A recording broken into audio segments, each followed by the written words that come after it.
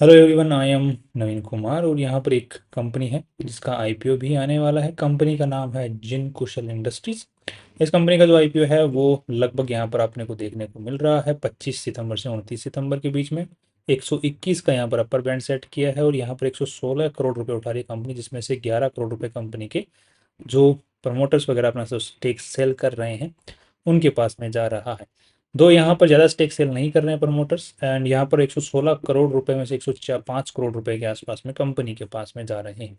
Company जो पूरी value लगाई जा रही है वो यहाँ पर 464 करोड़ रुपए की लगाई जा रही है। अब ये कंपनी करती क्या है, तो कंपनी ये जो एक्सकेवेटर्स होते हैं, ये हम लोग बोल दो, यू नो, जेसीबी, राइट। तो जेसीबी जैसी जो मशीन्स होती हैं उनको यहाँ से इंडिया के बाहर जो दूसरी कंट्रीज होते हैं वहाँ पर बेचने का काम करती है। तो बीच में ट्रेडिंग की ये कंपनी है, ट्रेडिंग करती है, खुद मैन्युफैक्चरर नहीं है, कहीं और से खरीद के कहीं और बेचने का काम करती है, मेनली दूसरी कंट्रीज में बेचने का काम करती है। नेक्स्ट यहाँ और सबसे ज़्यादा जो बड़ा इनका मार्केट है आज के दिन मैक्सिको देखने को मिल रहा है। कंपनी जो पैसे उठा रही है उनको क्या करने वाली है, आज के दिन कंपनी की क्या वैल्यू नज़र आ रही है, उसको थोड़ा सा नज़र डालने से पहले हमें देखना पड़ेगा कि कंपनी की आरएचपी में कंपनी ने क्या बोला है।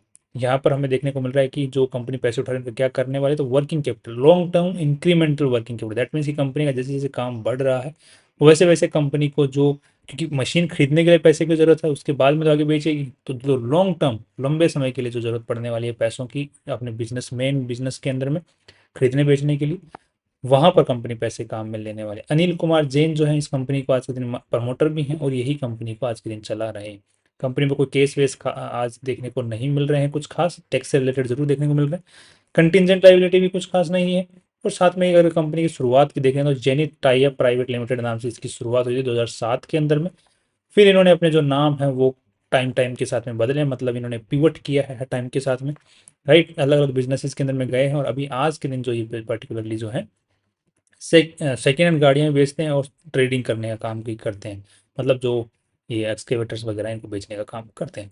कंपनी की होल्डिंग कंपनी, जॉइंट वेंचर्स और ऐसा कुछ खास देखने को आज के दिन नहीं मिला। दो सब्सिडरी जरूर देखने को मिल रही है जो कि एक यूएई में रजिस्टर्ड है, फिर यूएई के नीचे एक और दूसरी सब्सिडरी भी इन्होंने रजिस्टर करा जो कि यूएसए की कंपनी है। तो इन्होंने इंडिया के अंदर जो कंपनी मेन कंपनी उसके नीचे यूएसए की कंपनी नहीं है, जबकि यूएई के अंडर में जो कंपनी उसके नीचे फिर यूएसए की कंपनी है। तो ये एक स्ट्रक्चर इनका जो सब्सिडरीज का है वो देखने को मिल रहा है। आज के दिन दो इनके पास में सब्सिडरी थी जिनका आप लोग नाम देख सकते हैं। अनिल कुमार जी जैन जी की अगर आप लोग चेक करते हैं तो यहाँ पर 59 ईयर्स की एज है और दूसरी कंपनी में भी इनकी डायरेक्टरशिप होल्ड करते हैं। दो अनलिस्टेड कंपनी है, मतलब प्राइवेट लिमिटेड कंपनी है, और ठीक ठाक इनके पास में एक्सपीरियंस यहाँ पर देखने को मिल रहा है, काफ़ी ठीक ठाक देखने को मिल रहा है। 37 years is a long time. Next यहाँ पर अगर 3 करोड़ रुपए की आज के दिन अनिल कुमार जैन जी जो है सैलरी उठाते हैं, 400 करोड़ रुपये, 400 साढ़े 400 करोड़ रुपए की कंपनी है और जो सैलरी उठा रहे हैं वो 3 करोड़ अनिल कुमार जी जैन जी उठा रहे हैं और अभिनव को जैन जो है होल टाइम डायरेक्टर वो भी 3 करोड़ रुपए की सैलरी उठा रहे हैं और उसके अलावा जो दूसरे बेनिफिट्स हैं वो एक्स्ट्रा देखने को मिल रहे हैं, मतलब उठाने वाले हैं। नेक्स्ट पॉइंट ये है कि जो कंपनी की साइज है उसके हिसाब से जो कंपनी सैलरी उठा रहे हैं, मैनेजमेंट जो सैलरी उठा रहा है, केएमपी जो सैलरी उठा रहे हैं वो काफ़ी ज़्यादा नजर आ रही है। तो ये काफ़ी नेगेटिव पॉइंट बन जाता है। दूसरा, HEXL जो इनका एक लोगो है, जो इनका एक प्रोडक्ट है, जो इनकी खुद की जो मैन्युफैक्चरिंग, क्योंकि ये खुद भी मैन्युफैक्चरिंग करवाते हैं अपने ब्रांड के नाम से दूसरे जो मैन्युफैक्चरर्स हैं जो कि जेसीबी वगैरह बनाते हैं, राइट। तो जेसीबी जैसे प्रोडक्ट्स हम लोग देखेंगे कौन से प्रोडक्ट्स हैं, तो उनको अपने नाम से भी उनसे मैन्युफैक्चरिंग करवाते हैं। तो HEXL जो है इनका खुद का लोगो है। बाकी जो आज के दिन जो कंपनी नाम यूज़ कर रही है जिन कुशल इंडस्ट्रीज, ये अभी तक रजिस्टर्ड नहीं है, इन्होंने अप्लाई कर रखा है उसके लिए।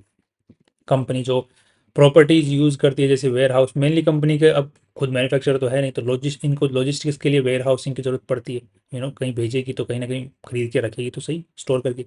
तो उसके लिए उनके पास में मेनली वेयर हाउसिंग है, तो उनके पास में जो ओन्ड भी हैं और अनओन्ड भी यहाँ पर देखने को मिल रहे हैं। और मेनली जो है इनके पास में दो वेयर हाउसेज जो company as a lease basis पे यूज करती है, वो भी कंपनी का जो मेन प्रमोटर है उन्होंने अपने नाम पे, उनके नाम पे प्रॉपर्टीज हैं वो, तो उन्होंने कंपनी को लीज पर दे रखी है। दो फ्री में नहीं दे रखी है, पैसे लेते हैं हर महीने के और काफ़ी लंबे टाइम के लिए लीज पे दे रखी है। तो कुछ प्रॉपर्टी जो, सो बेसिकली देखा जाए तो मैनेजमेंट या फिर कंपनी, जो कंपनी है वो ओन करती है जो प्रॉपर्टीज कंपनी यूज कर रही है। दो ये थोड़ा सा अगेन एक नेगेटिव पॉइंट बन जाता है कंपनी के जो प्रमोटर्स हैं उनकी इंटेंशंस के ऊपर में, कंपनी को चूसने के इंटेंशन के ऊपर में। नेक्स्ट यहाँ पर देखने मिल रहा है कि कंपनी में आज के दिन 90 एम्प्लॉयज़ काम कर रहे हैं and okay this is good this is okay. अब यहाँ पर देखने मिल रहा है कंपनी का सबसे ज़्यादा रेवेन्यू कहाँ से आ रहा है, इस कंट्री से आ रहा है, मैक्सिको।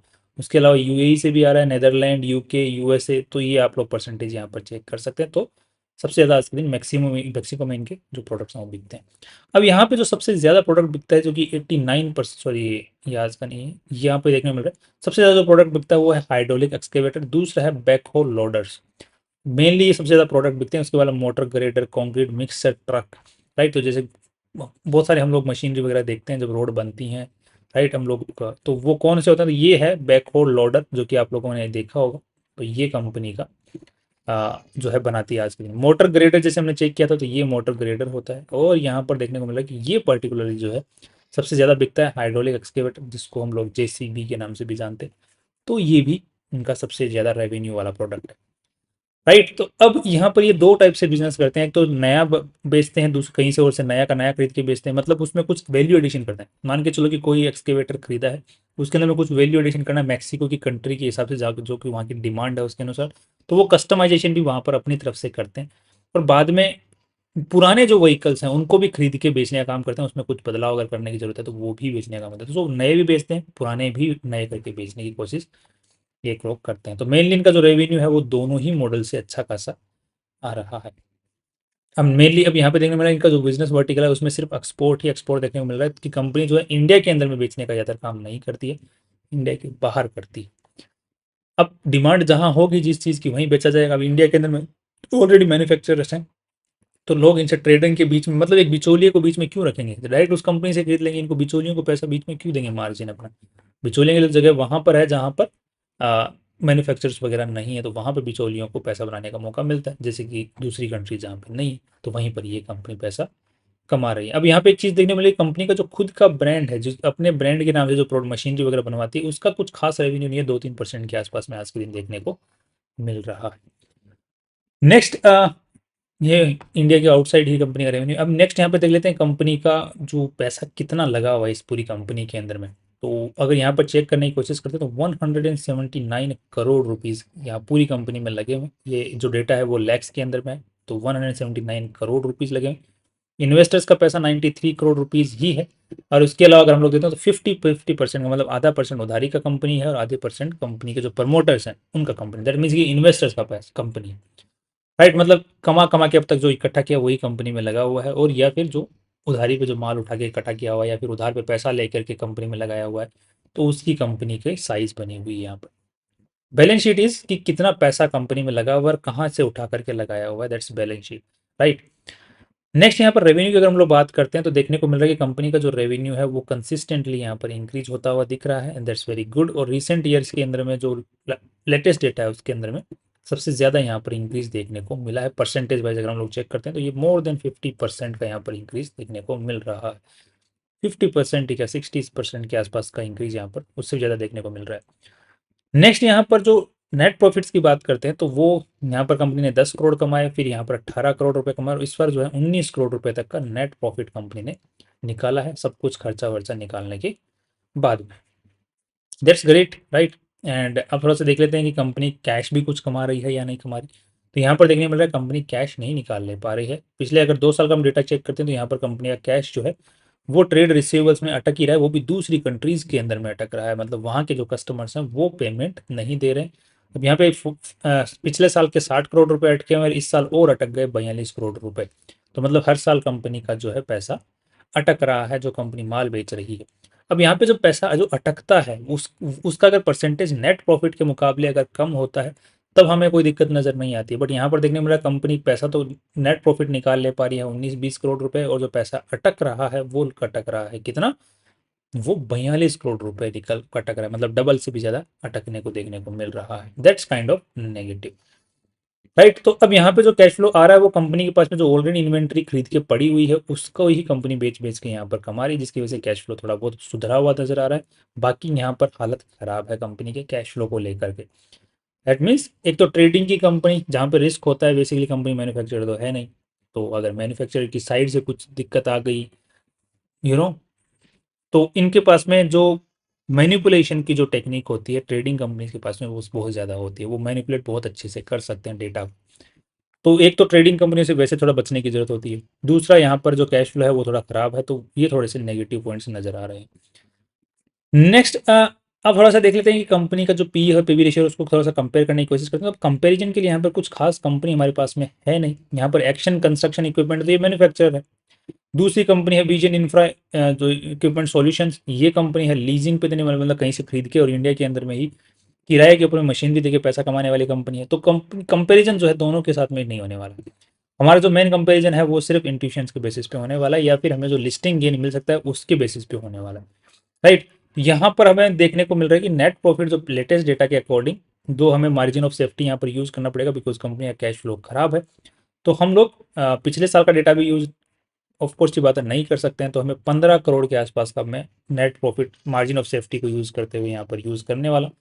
बाकी हम मैं दोनों का कंपेरिजन दिखा दूंगा, जो कंपनी ने डेटा दिया उसके हिसाब से भी पी पी रेशियो। तो 15 करोड़ के हिसाब से अगर हम लोग पी रेशियो निकालने की कोशिश करते हैं तो यहाँ पर देखने को मिल रहा है कि 30 का पी रेशियो है, और 20 के हिसाब से अगर चेक करते हैं तो यहाँ पर 23 का पी रेशियो देखने को मिला, कमाई का रेशियो देखने को मिला। राइट, तो यहाँ पर जो एक्शन कंस्ट्रक्शन है तो इसका 32 का है और इसका 17 का पी रेशियो देखने को मिल रहा है। तो दोनों के मुकाबले अगर हम लोग चेक करते हैं तो कंपनी जो वैल्यू लगाई है एट पार लगाई है, यहाँ पर ऑलरेडी एट पार लगा ली। दूसरी अगर हम लोग चेक करते हैं तो पीबी रेशियो, मतलब कंपनी के पास में जो नेटवर्थ है उसके हिसाब से कितनी ज़्यादा वैल्यू लगाई है। तो यहाँ पर net worth is 86 CR today, and यहाँ पर कंपनी के पास में और पैसा जा रहा है 104 करोड़ रुपए। तो लगभग हमारे मान के चलो कि 180 करोड़ के आसपास में होने वाला। तो 180 ढाई का पीबी रेशियो, ढाई का पीबी रेशियो हम लोग कंपेयर करते हैं यहाँ पर, तो 8.37 और 3.28, तो नेटवर्थ के हिसाब से वैल्यू ठीक लगाई हुई नजर आ रही है। बाकी कमाई के हिसाब से वैल्यू ठीक नहीं है, नेटवर्थ के हिसाब से ठीक है।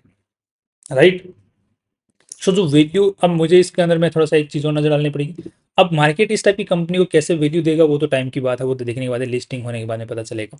तो बट हमें लिस्टिंग गेन मिलने की उम्मीदें हैं या नहीं, तो यहाँ पर देखने को मिल रहा है कि आज के दिन जो जीएमपी है वो कितना चल रहा है। तो इस पर्टिकुलर कंपनी का जो जीएमपी है वो 42% अप की तरफ में आज के दिन इशारा दे रहा है। तो दैट्स ग्रेट। तो लिस्टिंग गेन की उम्मीदें हैं, बट उसके बाद में हमें थोड़ा सा देखना पड़ेगा, थोड़ा संभल के चलना पड़ेगा कि ट्रेडिंग कंपनी जो इस पर्टिकुलर सेगमेंट में, वो भी दूसरी कंट्रीज में, उसका भी कैश फ्लो थोड़ा ख़राब है, हालत ख़राब है, और वो भी मल्टीपल चेन्स हैं। यूएई की कंपनी, यूएई के बाद में यूएसए की कंपनी, तो वहाँ पर काफ़ी धांधलियाँ हो सकती हैं उस पर्टिकुलर फ्रेम के अंदर में। तो जो डेटा है वो काफ़ी मैनिपुलेट किया जा सकता है, और जो प्रमोटर्स हैं उन्होंने अपनी ही ज़मीन को कंपनी को दे दी, जबकि कंपनी के नाम पे जो प्रॉपर्टीज़ है वो नाम नहीं करवा, कि वेयर हाउसेज वगैरह किराए में दे के, वो एक अलग ही है। और जो प्रमोटर्स हैं उनका थोड़ा सा लालचपन थोड़ा ज़्यादा ही दिख रहा है। तो वो थोड़े से रीजंस मुझे आज के दिन थोड़ा कोशिश रहने के लिए बोल रहे हैं। तो आप भी अपने फाइनेंशियल एडवाइजर से एक बार पूछ सकते हैं कि हाँ तुम्हें कोशिश रहने की ज़रूरत है या नहीं। बाकी लिस्टिंग गेन के हिसाब से इस डेटा को देखते हुए तो ठीक लग रहा है। बाकी यहाँ पर अगर आपको जो लास्ट लिस्टिंग, जो आपकी जो लास्ट अप्लाइंग डेट है आईपीओ के अंदर में, उस दिन तक अगर ये मेंटेन रहता है तो हम लोग लिस्टिंग गेन के लिए अप्लाई कर सकते हैं। बाकी लॉन्ग टर्म का और शॉर्ट टर्म का अभी व्यू मेरा नहीं है इस कंपनी के अंदर में। That's all my side, from my side. बाकी आप कोई भी डिसीजन अपने फाइनेंशियल एडवाइजर से पूछ के ही बनाए। Finally C to.